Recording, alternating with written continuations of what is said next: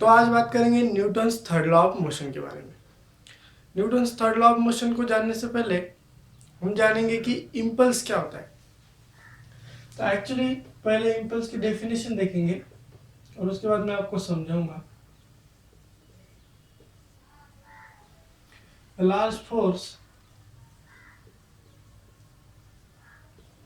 acted for a very small time creates impulse।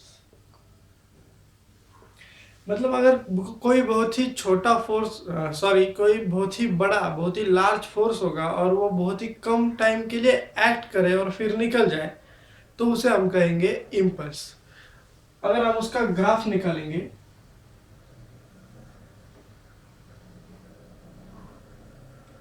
Force versus time तो कुछ ऐसा आएगा। यह होगा उसका मैक्सिमम फोर्स एफ मैक्स और यह होगा उसका छोटा सा टाइम जिसके लिए वो एक्ट करेगा इम्पल्स। कंसिडर कीजिए हम इसे कहेंगे डेल्टा टी। तो यह हो गई इम्पल्स की प्रॉपर डेफिनेशन। तो अगर प्रैक्टिकली इम्पल्स को जानना होगा तो हम एक प्रैक्टिकल एग्जांपल देख सकते हैं। कंसिडर कीजिए आप खड़े हैं और ये आपका पैर है और इस पे से कोई गाड़ी टू व्हीलर निकल जाती है एकदम फास्टली। तो आपको जो एहसास होगा, जो फोर्स बहुत ज़्यादा फोर्स बहुत ही कम टाइम के लिए आपके पैर पर एक्ट करेगा उसे हम कहेंगे इम्पल्स। तो ये जो फोर्स होता है इससे ज़्यादा नुकसान नहीं होता है इम्पल्स से। अगर वो गाड़ी आके निकल भी जाए तो आपके पैर को ज़्यादा प्रॉब्लम नहीं होगा, लेकिन वो गाड़ी आके रुक जाए आपके पैर पर तो आपके पैर को ज़्यादा नुकसान हो सकता है। तो वो जो फोर्स होता है, तो कंसिडर कीजिए गाड़ी गाड़ी आ रही है आपके पैर पर, तो जो जब तक वो आएगी तो फोर्स सबसे पहले तो जीरो होगा जब तक गाड़ी का टायर आपके पैर पर नहीं चढ़ता है। उसके बाद में वो बढ़ते जाएगा और मिडल में सबसे ज़्यादा होगा और फिर वापस कम होके निकल जाएगा। तो उसी को रिप्रेजेंट करता है ये ग्राफ। अगर हम मैथमेटिकली लिखेंगे तो इम्पल्स होता है फोर्स मल्टीप्लाइड बाय टाइम। मतलब बहुत ही ज़्यादा फोर्स बहुत ही कम टाइम के लिए बहुत ही स्मॉल टाइम के लिए अगर एक्ट करेंगे तो हम उसे कहेंगे इम्पल्स। और इसे हम ऐसा भी लिख सकते हैं average force multiplied by time. लेकिन अगर इस ग्राफ को हम देखेंगे तो एक्चुअली जो इम्पल्स हमें मिलता है वो इसका एरिया होना चाहिए इतना। लेकिन हमें जो टाइम मिलता है जिसके लिए वो इम्पल्स एक्ट करता है वो बहुत ही छोटा होता है, इसलिए हम करेक्ट वैल्यू उसकी नहीं निकल सकते। तो ये जो फॉर्मूला है इम्पल्स का ये थोड़ा सा विथ एरर से, तो इससे निकलने के लिए कुछ हमने अलग आइडिया लगानी पड़ेगी। तो हम क्या करेंगे, हमें पता है कि force is equal to F is equal to M A, right. इसे हम ऐसा भी लिख सकते हैं M into v2 minus v1 by T, correct. तो अगर ये वैल्यू फोर्स की मैं इस वाले इक्वेशन में डाल दूं तो मुझे मिलेगा I impulse is equal to m v2 minus v1 by T multiplied by T. ये दोनों टी कैंसिल हो जाएंगे और मुझे मिलेगा m v2 minus m v1, जो कि मैं लिख सकता हूँ p2 माइनस p1। मतलब कि मुझे मिलेगा impulse is equal to change in momentum.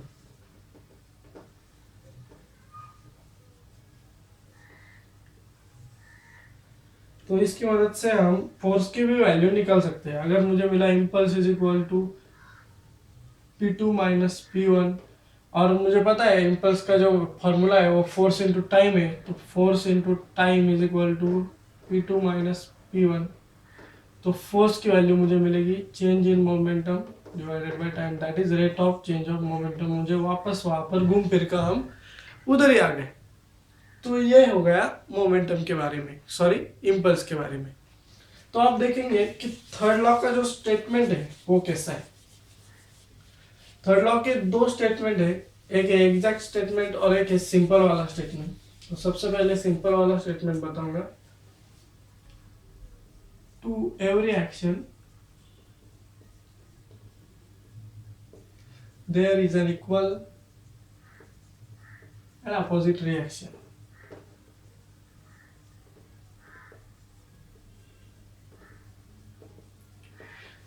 कोई भी एक्शन होगी तो उसके लिए एक इक्वल और अपोजिट रिएक्शन होगी। लेकिन अगर इसे और थोड़ा सा प्रॉपर वे में लिखा जाए, मतलब कि वो जो एक्शन है वो क्या है, तो एक्चुअली उसको फोर्स हम कंसिडर करें, फोर्स ही है वो एक्शन। तो कैसे लिख सकते हैं ये देखेंगे। और if a force is applied by first body on the second body in two interacting bodies,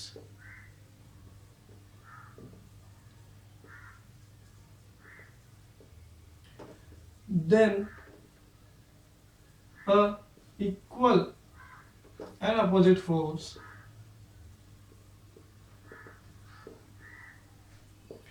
is applied by the second body on the first one। जो भी फोर्स पहली बॉडी दूसरी बॉडी पर अप्लाई करेगी उतना ही फोर्स दूसरी body भी पहली बॉडी पर अप्लाई करेगी। ये है Newton's third law of motion. तो अगर इसका एक प्रैक्टिकल एग्जांपल लेंगे, जैसे कि हम हमेशा लेते हैं, ये रॉक है, ये जमीन पर रखा हुआ है। अगर इसका कुछ वेट है तो वो इस जमीन पर जो फोर्स अप्लाई करेगा वो होगा mg, राइट। इसे हम नाम देते हैं F1। तो ये जो ग्राउंड है वो भी इस रॉक पर इक्वल फोर्स अप्लाई करेगा, जो कि होगा normal minus mg, equal and opposite. तो ये कंडीशन सेटिस्फाई हर फोर्स करता है। ये है Newton's third law of motion. तो अगर इसे मैथमेटिकली लिखेंगे तो हम लिख सकते हैं कि F12 vector form is equal to minus F21। Every action has an equal and opposite reaction. First force is positive, second one is negative. मतलब अगर ये F12 है तो ये F21 होगा। अगर ये डायरेक्शन है तो मैं उसे पॉजिटिव ही लिखूंगा क्योंकि डायरेक्शन चेंज कर दिया। और अगर मैंने F21 ऐसा लिखा तो उसकी साइन होगी वो नेगेटिव करनी पड़ेगी। तो इन सच अगर थर्ड लॉ में जो इम्पोर्टेंट पार्ट है वो क्या है कि कई बार हमें एक्शन रिएक्शन पेयर ढूंढने पड़ते हैं। तो मैं बताता हूँ कि एक्शन रिएक्शन पेयर क्या है। अगर ये रॉक रखा हुआ है और वो फोर्स अप्लाई करता है ग्राउंड पर और ग्राउंड भी उस पर फोर्स अप्लाई करेगा माइनस F1, तो ये ग्राउंड और ये रॉक, ये दोनों क्या हो गए, एक्शन रिएक्शन पेयर।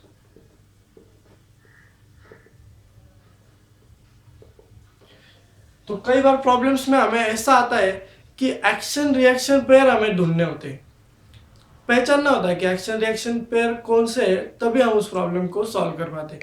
तो चलिए एक एग्जांपल देखते हैं कि एक्शन रिएक्शन पेयर कैसे ढूंढे। कंसीडर कीजिए ये एक वॉल है, ये ग्राउंड है और यहाँ पर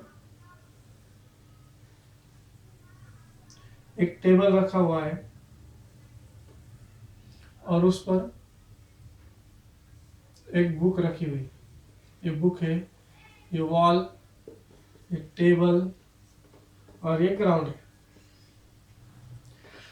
तो इस एग्जांपल में अगर हमें एक्शन रिएक्शन पेयर ढूंढने होंगे तो हमें क्या कंसिडर करना होगा। तो सबसे पहले देखना होगा कि कौन किस पर फोर्स अप्लाई कर रहा है। तो ये अगर टेबल का ये एक पहिया है तो ये ग्राउंड पर फोर्स अप्लाई करेगा, तो ऑब्वियसली ग्राउंड भी उस पर equal and opposite force apply करेगा। तो ग्राउंड और टेबल, ये हो गए action reaction pair, right. The next is book. ये बुक है वो टेबल पर फोर्स अप्लाई करेगी और टेबल भी उतना ही फोर्स उस पर अप्लाई करेगा, तो बुक और टेबल हो गए एक्शन रिएक्शन पेयर। लेकिन ये टेबल बस इसे टच करा हुआ है, वॉल को टच करा हुआ है, तो क्या ये भी एक्शन रिएक्शन पेयर हो जाएगा ग्राउंड और टेबल, वॉल और टेबल? तो नहीं, ये इस पर फोर्स हमने अप्लाई नहीं किया हुआ है। अगर कुछ भी हुआ तो निग्लिजिबल फोर्स होगा जिसे हम कंसिडर नहीं करेंगे। तो टेबल और वॉल और बुक और वॉल ये एक्शन रिएक्शन पेयर में हम कंसिडर नहीं करेंगे। तो ये था एक एग्जांपल। अगर एक और अच्छा एग्जांपल लिया जिसमें बहुत ही ज़्यादातर क्लियर हो जाएगा कि एक्शन रिएक्शन पेयर क्या होता है और उसे कैसे ढूंढा जाता है, तो कंसिडर कीजिए ये कार्ट है, घोड़ा गाड़ी है, और ये उसका घोड़ा है। This is cart, these are wheels, this is, इसे लिखेंगे ग्राउंड। तो इस in this case action reaction pairs कौन से ये हमें ढूंढना है। तो सबसे पहला तो ये व्हील्स, व्हील और ग्राउंड, ये एक्शन रिएक्शन पेयर है, ये तो आप इजीली समझ जाएंगे। हॉर्स एंड ग्राउंड, ये भी एक्शन रिएक्शन पेयर है ना। ये जो हॉर्स है ये इस रोप को, ये जो रोप है इसे खींच रहा है, तो ये रोप भी ऑब्वियसली उसे पीछे खींच रहा है। ये हॉर्स अगर रोप को आगे खींच रहा है तो रोप भी हॉर्स को पीछे खींच रहा होगा, तो ये हॉर्स और रोप ये एक एक्शन रिएक्शन पेयर हो गई। और ये कार्ट है, इस कार्ट को ये रोप आगे खींच रहा है, तो ऑब्वियसली ये कार्ट भी इस रोप को पीछे खींचेगा, तो रोप और कार्ट भी एक्शन रिएक्शन पेयर हो गया। तो इस प्रकार हमने कितने एक्शन रिएक्शन पेयर ढूंढे इस डायग्राम में। तो ये पहला wheel, first one, second one, third one, horse and ground, fourth one, and horse and rope, fifth one. इस तरह से हमने 5 एक्शन रिएक्शन पेयर ढूंढे इस डायग्राम में। तो ये था Newton's third law of motion और उसके कुछ एग्जांपल्स। अगर आपको कोई प्रॉब्लम हो तो मुझे कमेंट सेक्शन में पूछिए। Thank you so much.